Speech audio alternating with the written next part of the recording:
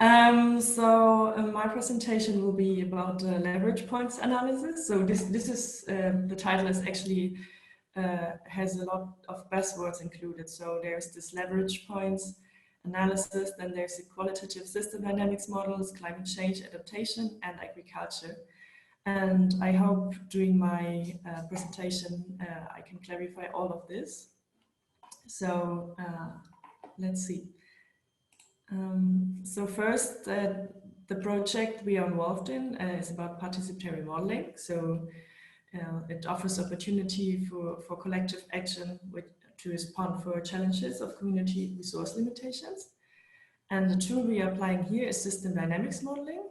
So this is one tool which can enable a dialogue with stakeholders. And probably most of you are familiar with it, but I still will give you some small introduction to it. So, however, I didn't really find a clear and structured approach of system dynamics model to analyze and to interfere recommendations for policy and decision making. So this is the heart and the focus of my study here, to really find a structured approach to analyze those models. And then I will apply, or within the project, we applied this to a case study in Northeast Lower Saxony. So this is an agricultural area within Germany, which I will also present more in detail later on. So first, some words to the method. So system dynamics models or modeling was developed in the 1950s from J. Forrester. And the most famous models are probably the limits of growth model, which was built in the 1970s. And then, as you can see here, there is those system components which are dynamically interrelated to each other.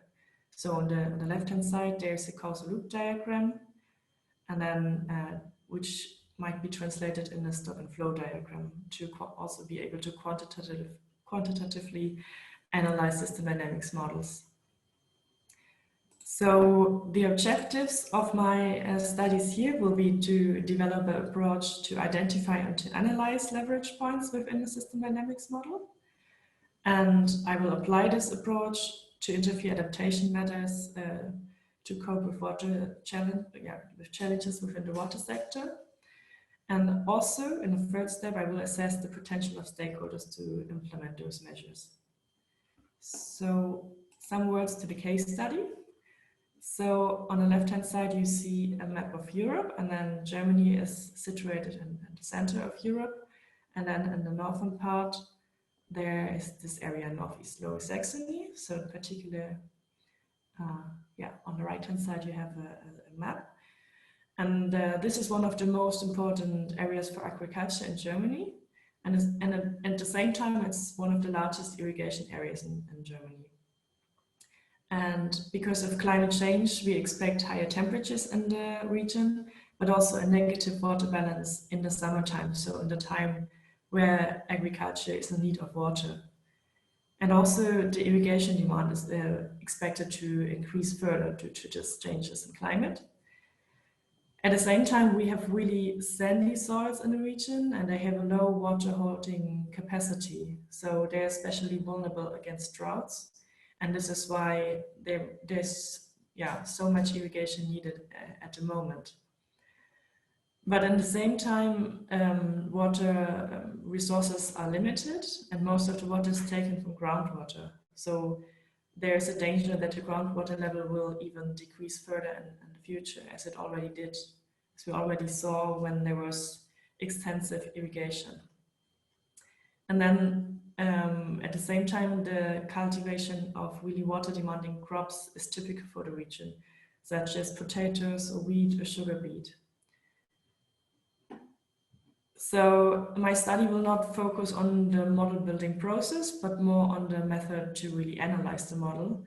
And maybe I can give some hint on another presentation by Rodrigo Valencia, which will be tomorrow. Wait, to look at my paper. So it will be tomorrow at the session A2 on how to overcome challenges in practice. So this is about the same model and about the model building process and the involvement of stakeholders.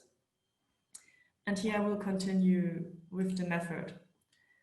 So yeah, as I said, this built on this qualitative system dynamics model of Rodrigo Valencia. And the leverage point analysis is built on the leverage point approach of Donella Meadows and David Epson. And you see those 12 leverage points. So leverage points are defined here as places in a system where a small change can have a huge effect for the whole system.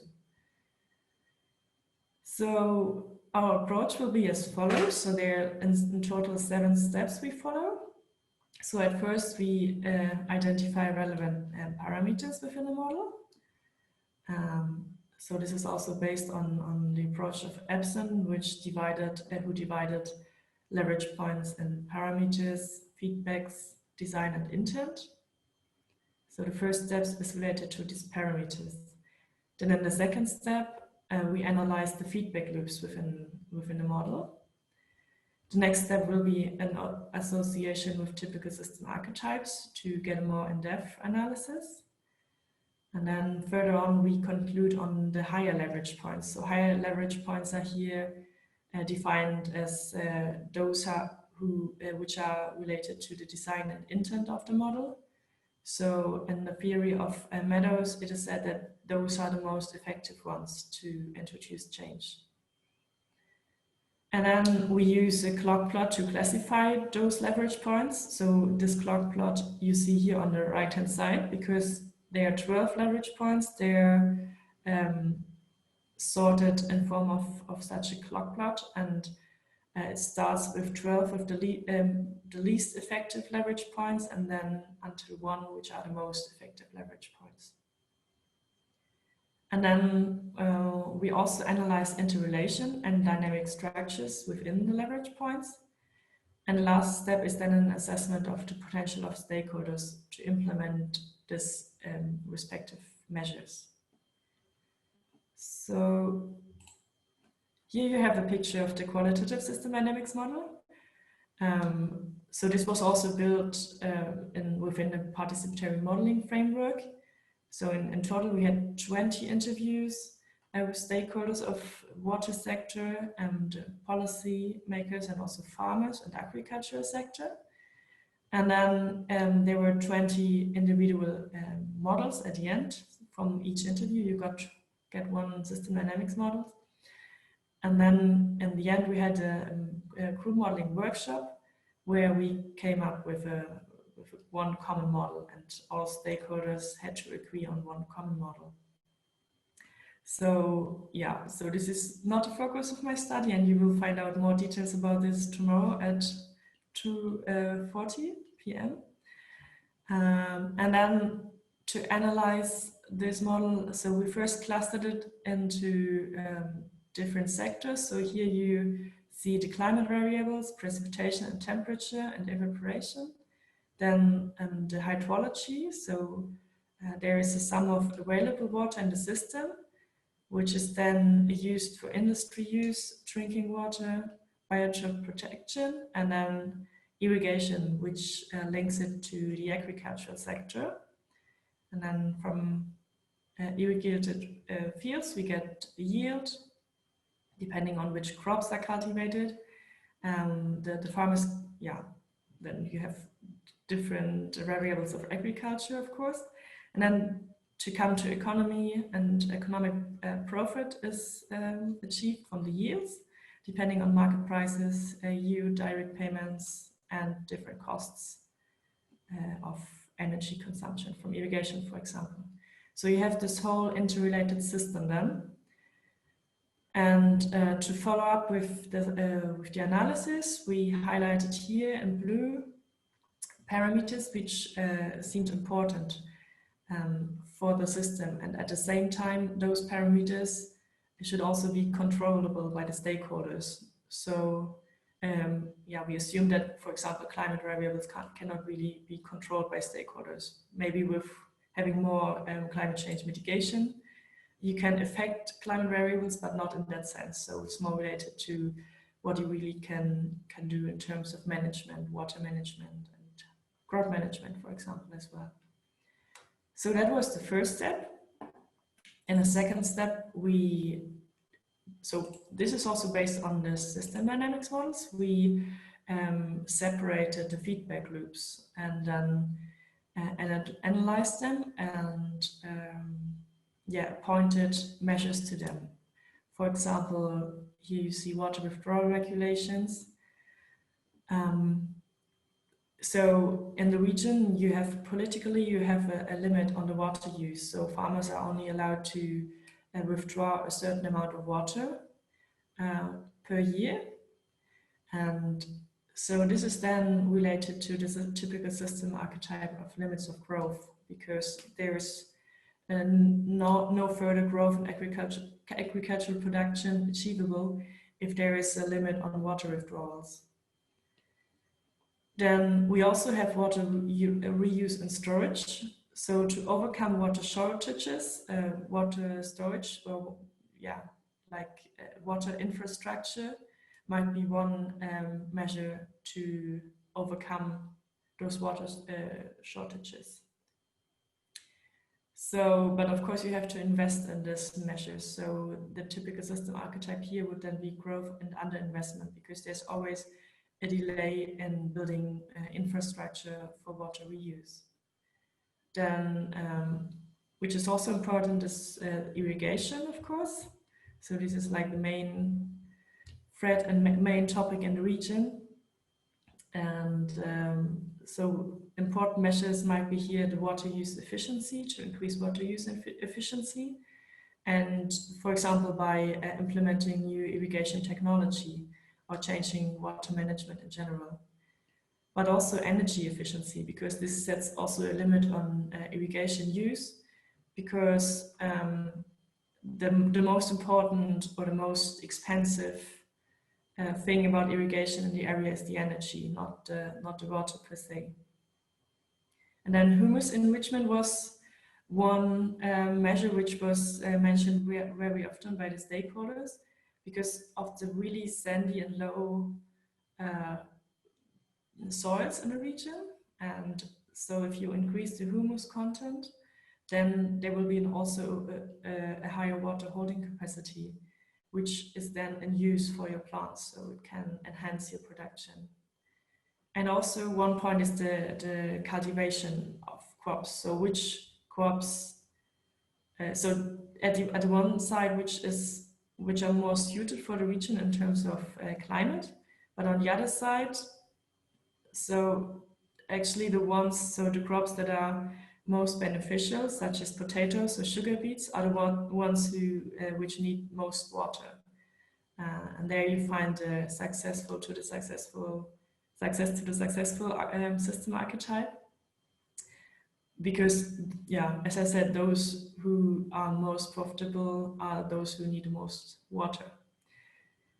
Okay, well, I took quite some time in explaining that, so I think I have to hurry up a little bit. So finally, we came up with those 8 leverage points, and I hope you can read it all. So that would be the change in water withdrawal regulations, the change in EU direct payments, water storage and reuse, humus enrichment, irrigation, crop cultivation, and then those who are more related to the design and intent of the model are financial incentives and societal awareness.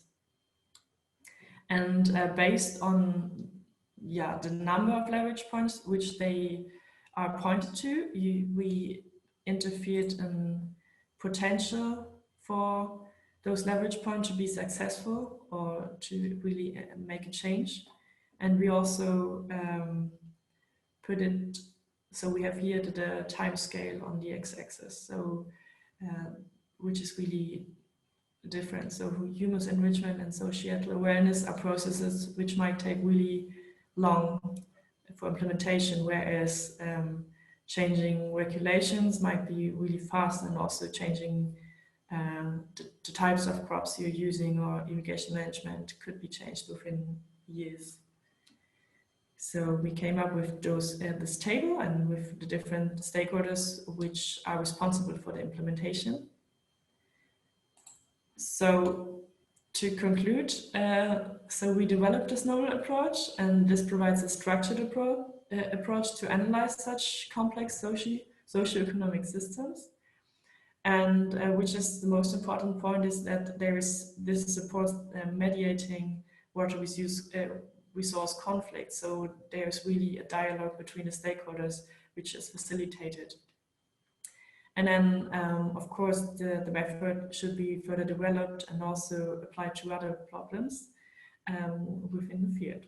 So, okay, thank you for your attention, and you will find more information on our website here. Okay, thank you very much, Sabine. First of all, are there any questions for Sabine concerning the project?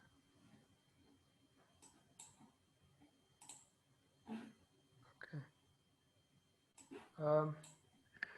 I might have one myself. So I'm very pleased to see that there are other projects also using system dynamics in projects also to model systems and doing this based on stakeholder knowledge.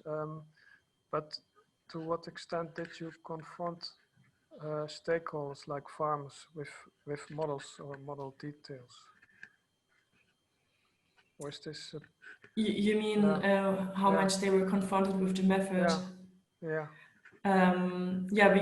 We gave a short introduction into system dynamics modeling and explained them what we are planning to do. But yeah, I mean, I had the impression, especially the farmers, they were hesitant, or maybe, yeah, they were not really convinced by the method per se at the beginning, I would say. So for them, it might be like another world or something. So this was my impression. Does this affect their trust in the results, or did you manage to convince them otherwise? I mean, to be honest, like the ones who were also most present in the group model workshop and the ones who were most we had the most communication were the ones from the local authorities or from water authorities and agricultural, the Chamber of Agriculture, for example, in the region. So my impression was that they were most interested in the results and most interested in the project. And I think for the farmers themselves, it was not really priority because they were really busy, and we had a lot of spontaneous cancellations for the workshop, for example, because there were other issues. They had to go to the field, so they couldn't really come. So I think it was really hard to engage with them and to convince them that they will have a benefit from the study. Yeah. Yeah. So, but still, I think it's very interesting to see that. There's still you managed to work out the system in that detail. We are trying to do something similar in coastal, but for us, a lot of emphasis is put on the contributions of the stakeholders, and sometimes they make very complex models like the one that Rachel showed of the system, and then you have to make translation to stock flow models, which is not easy. And we are in that phase now. So it's good to see other examples, and the archetypes is also one thing that we want to use to explain the concept. Yeah, I think you really have to break it down. So as Rachel said earlier, for example, there were a lot of wordings that were different, but they meant the same thing. So we really sat down and had a list at the beginning to kind of sort out which parameters were mentioned and how often they were mentioned. And then you had to, homogenize the language kind of. So find out which words have this kind of the same meaning. So we really had to break it down a lot. Yeah. Well, it's a good recommendation, I think. I see that is another question coming in from Javier. Yes. So please Thank go you ahead, very much. Javier. Javier from the second Spain here. Can you speak a little bit louder? Yes. Yeah. Can you hear me? Yeah. Yes. So I really liked your presentation, and I also liked a lot the last graph you showed about the potential of each measure and the time scale, because I think it's very, very useful. But I was wondering whether you were also, did you perform combinations of the measures in your system dynamic model so that you can combine them and see whether you get even, you know, kind of optimal combination of measures in terms of time and potential, or sequences? What do you mean by combination? So if you show the last graph in the with the potential, that one, yeah. So you basically you had the system dynamic model there that you can use to assess the potential of each the impact, right, of each measure. Yeah. But I guess you can also kind of, you know, activate or, you know, model different scenarios where you have like humus enrichment, financial incentives, and yield payments. So the three of them in one shot. And then can you know, call it scenario and then see what would you get in terms of potential and time scale? You see my point? So maybe there's two answers to that, but I'm not sure if that really answers your question. But like the first part would be, so what I didn't show there, I also made like a map of how the leverage points are interrelated to each other. So which leverage point will affect or will affect another one. So for example, you see here the blue ones, they are more related to the public measures, and then the orange ones are more related to farm level. And you see that the farm level leverage points, they're kind of isolated, so they affect each other and they are affected by other measures such as the payments or societal awareness, but they don't really feed back. So so maybe you can understand this as the farmer's potential is quite limited in that sense, because it doesn't really feed back on the other measures or on the public level.